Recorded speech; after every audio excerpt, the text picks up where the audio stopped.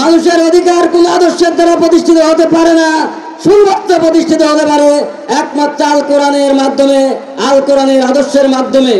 এই আদর্শ ছাড়া মানবতার শ্রেষ্ঠ বন্ধু মুহাম্মদ রাসূলুল্লাহ সাল্লাল্লাহু আলাইহি সাল্লামও এটা করতে পারেননি হিলফুল ভুজল গঠন করে।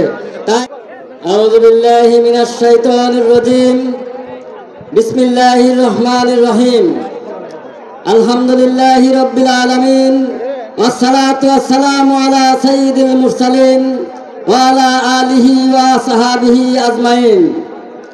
বাংলাদেশ জামাত ইসলামী বগুড়া শহর এবং জেলা শাখা কর্তৃক আয়োজিত আজকের এই সুধী সমাবেশের সম্মানিত সভাপতি বগুড়া শহর জামাতের আমির অধ্যক্ষ আবিদুর রহমান সোহেল, আজকের সুধী সমাবেশের সম্মানিত প্রধান অতিথি বাংলাদেশ জামাত ইসলামীর সংগ্রামী আমির, এদেশের 18 কোটি মানুষের মুক্তির দিশারি, আমাদের প্রাণপ্রিয় নেতা জনাব ডাক্তার শফিকুর রহমান, মঞ্চে উপবিষ্ট বিশেষ অতিথিবৃন্দ, অন্যান্য অতিথিবৃন্দ, আমার সামনে উপস্থিত সম্মানিত বগুড়াবাসী, আসসালামু আলাইকুম ওয়া রাহমাতুল্লাহি ওয়া বারাকাতুহু। আজকে আমরা বৈষম্য বিরোধী আন্দোলনের ফসল হিসেবে এই ঐতিহাসিক আলতাফুন্নেসা খেলার মাঠে যে জনসমাবেশ করতে পারছি, এখান থেকে স্মরণ করছি যাদের ত্যাগ এবং কোরবানির বিনিময়ে এই পরিবেশ অর্জিত হয়েছে। সংগ্রামী ভাইয়েরা, মানুষ যুগে যুগে বৈষম্য বিরোধী আন্দোলন করেছে, নিজেদের অধিকার প্রতিষ্ঠার চেষ্টা করেছে।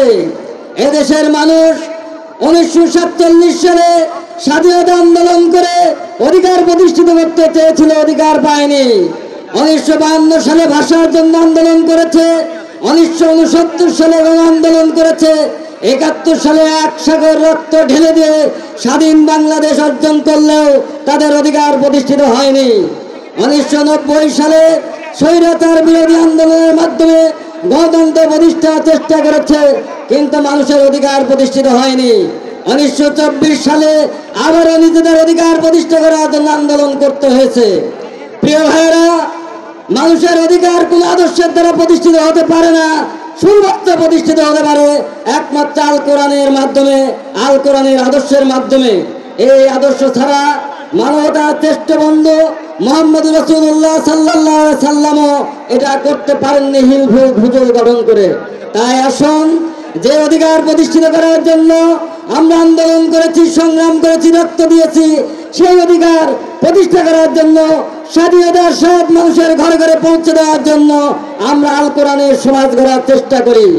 এই সমাজ গড়ার জন্য প্রয়োজন আল কোরআনের চরিত্রবান, আল কোরআনের আলোকে আলোকিত একদল কারিগর।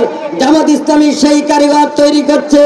আসুন, সেই কারিগরদের হাতে আগামী বাংলাদেশ তুলে দিয়ে আমরা এই বাংলাদেশে অধিকার বঞ্চিত মানুষের অধিকার প্রতিষ্ঠার চেষ্টা করি। আল্লাহ রাব্বুল আলামিন আমাদের সেই তৌফিক দান করুন। আমার তৌফিক ইল্লা বিল্লাহ। আসসালামু আলাইকুম ওয়া রাহমাতুল্লাহ।